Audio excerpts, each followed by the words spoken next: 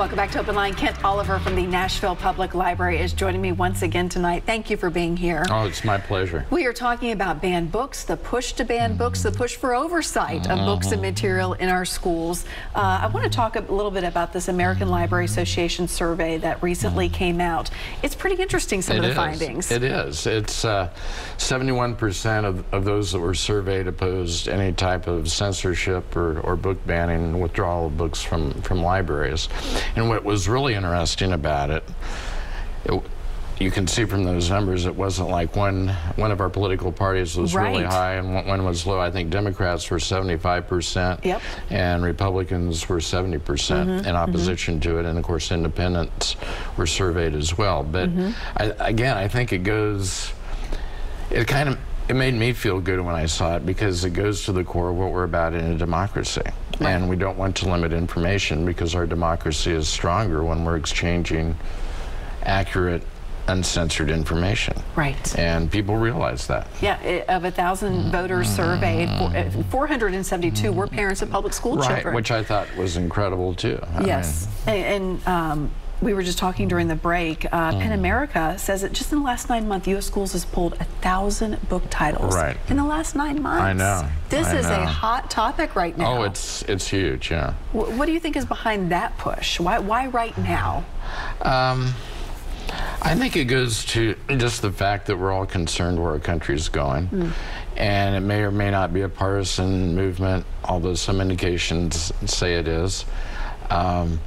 So it is something that really needs to be defended. And we see influences in school boards, one way or the other politically.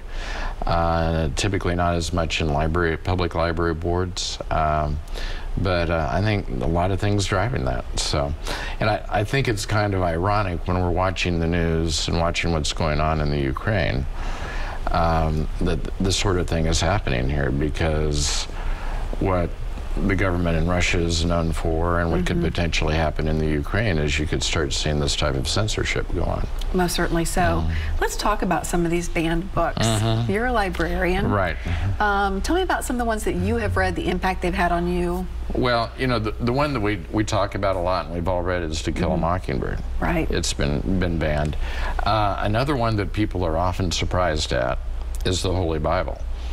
And the Bible has been banned in various circumstances, and historically it was banned or censored because, as it developed through the ages, there were different versions of the Bible, and different pieces of a religious group would try and stop the spread of one version they didn't agree with, as opposed to the version that they liked. And so, I mean, you have that going on, and then you also have like Huckleberry Finn, because of the language within Huckleberry Finn. You know, one of the other ones that's come up lately has been the Dr. Seuss books. And I forgot about that. That's true. And maybe rightly so in some circumstances. So when we have books like that, we look at it as again as a teaching moment and explaining why this may or may not be appropriate within a book. But you know, the list goes on and on. We're talking about my career, but I can remember when Madonna's book came out, and it was a picture book, and it was one of the most challenged books of the time, of any that I can recall. And when you look at it today, it would be considered pretty tame. Pretty tame, but in general, what we are seeing, books that are being attacked or challenged right now, are books that have to do with sexuality, LGBTQIA lifestyles, you know, critical race theory.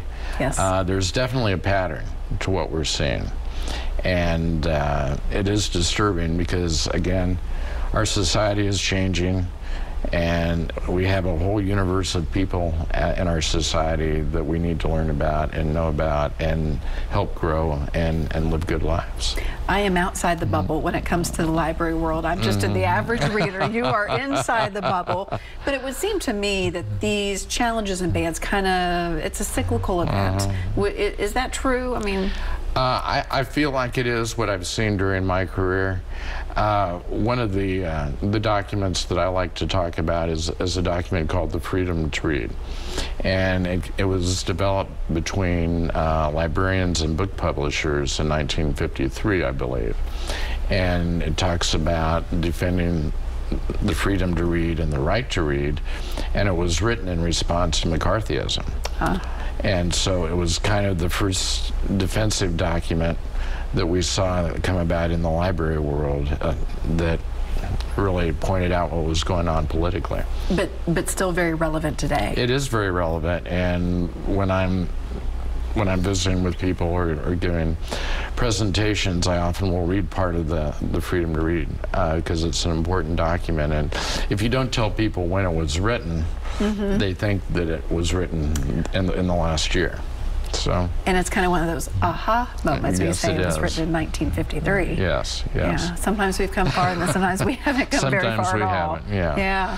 Yeah. But as I mentioned before, this has been a very big part of your life. I think you have served as president on the Freedom to Read Association or Council. President of the Freedom to Read Foundation, which is separate from the American Library Association, in that it does file briefs and litigate in areas around the First Amendment. And then I've also been chair of the American Library Association's Intellectual Freedom Committee, which is a monitoring body and a policy body for the association. How'd you get your start in libraries? Shelving books. Really? Yeah. And I was just struck with the magic of libraries. At the time, I could go in and grab a copy of Rolling Stone on my break and read it, and I'd be amazed at the history books I'd be shelving and pull history books that I liked, and no, it was magic. It really was. And you've been doing it now for 51 years. Yes, I have. Thank you. Well, it is important because you do plan to retire this summer. Yes, I do. Yes, I do. What is the latest on the search for a new director for the Nashville Public Library? The board is just trying to get their process together, and I'm sure there'll be a community involvement phase in that. But yeah, they're just trying to.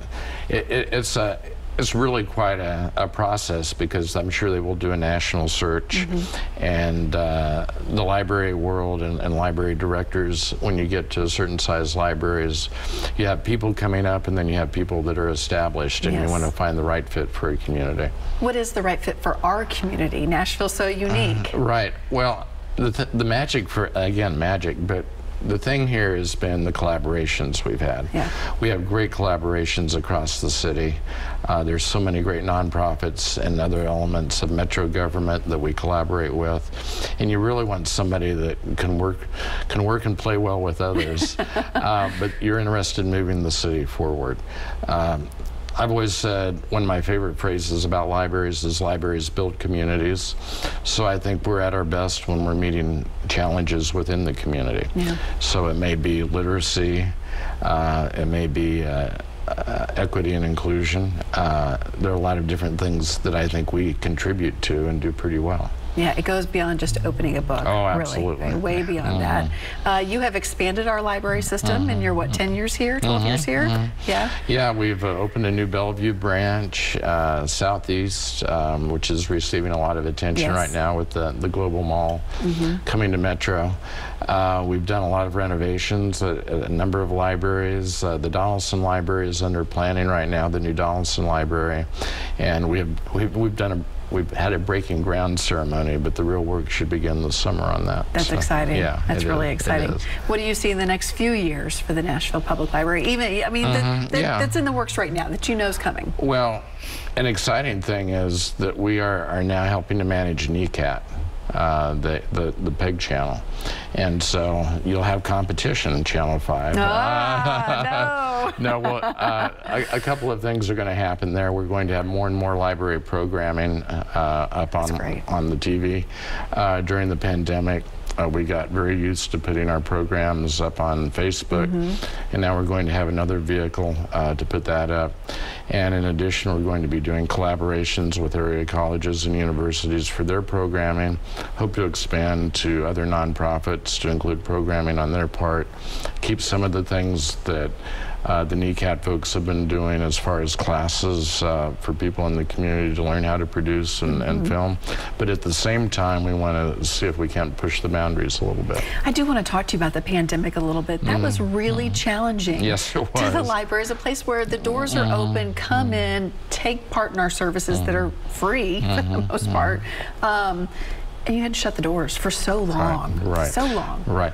Well, we have a great team at the library, and you know, the first thing we did was to sit down and try and understand what we could do when the buildings were closed. And that's where we came up with the curbside service. And it was very popular. And we're going to continue that service as we go forward, which is, I think, pretty exciting. Yeah. And then we went ahead, like we were talking about, we did our programming and production. And we have our own production team, a small group that produces different things, and they really got it together, and they upped the game a little bit. So, and of course, Wishing Chair, our puppets, they were ever present online, so which is a good thing. It really is a good thing. So it was a chance to grow despite the challenges. Oh, it was. It was. That is, it is amazing. I think a lot of areas did that. You thought, I didn't know I could grow this way, but here we go, right? Right. And I mean, really, not just here in Nashville, but libraries across the country. Yes. I mean, it's amazing how we were able to kind of rethink the way we do things and repurpose staff and that sort of thing. I'm sure there was a big collaborative effort in sharing nationwide. Here's what we're doing, this is working, this is not. Exactly, that's exactly what was going on. Tell me about the library concierge service. Well, that again came out of the pandemic. And what that is, it's your own personal librarian. So how fancy. If you, it is, it is. If you contact the library and you just feel like you need some individual help in finding a book or finding some information or anything along those lines, you can get online and contact the library concierge, and we will help you. Because sometimes you don't know what you're looking for exactly. That's right. You say, I want to explore this, but well, there's a in the library world, there's a whole form. You actually learn how to ask questions when you go to library school, or at least you used to. And the whole idea is that I have a conversation with you, and you come in, and you may not be telling me just exactly what you want, but through a series of questions, I will get you to the point where you are telling me what It sounds like that needs to be part of journalism school, too. Maybe. Get to the heart of the story, right? We get a lot of double speakers sometimes, or people who don't want to reveal everything. So very interesting. I know that you are, and librarians across the nation are going to keep your eyes on this push. And you had said earlier, the question is, where is the push going? Is it going to go beyond the school system for folks who are just joining us? Let's talk about that again a little bit. That right now, what our legislators really looked at is the school system and what's in our public libraries and in those textbooks. Right. The fear is that it's going to go beyond. Yeah, and it would be interesting if it did, and I'm not quite sure how it would.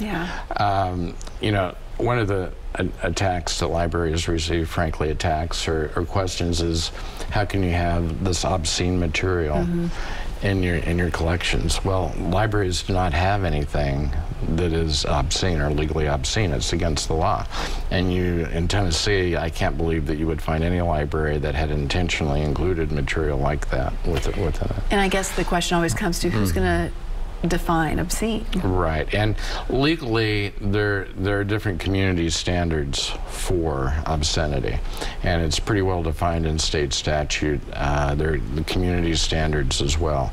So it's a bar. It's a bar that people have to meet. Is that the conversation you start to have when people bring up that appeal process, or just say, I don't think this should be here based on the language used in it, is language we would not use anymore, depictions in history? How do you respond to that? Well, actually, the way we usually start those conversations is the first question is, have you read the book? Because often folks have not read the book. Somebody has brought to them a passage, a paragraph, that may or may not seem appropriate out of context. So when you're looking at a work of art, a piece of literature, you want to look at everything within context. And so that's usually where our conversation begins. And then the other conversation is similar to the conversation about the school system, is that as an individual in our community, you may think that this book is obscene when legally or in reality it's not, but somebody else over here may want to see that book. Right. And when you look at the bestseller list at any time, I would guess that there may be scenes depicted in those books that would offend some people. But as a whole, those works are worth something. They have value. Teaching moments and just about everything. Yep. Yes. Yep. Okay. I think it's time for us to take another quick break. When we come back, more of our conversation. We'd love for you to join it as well. If you want to call in, the numbers on the screen, 615-737+. Stay with us.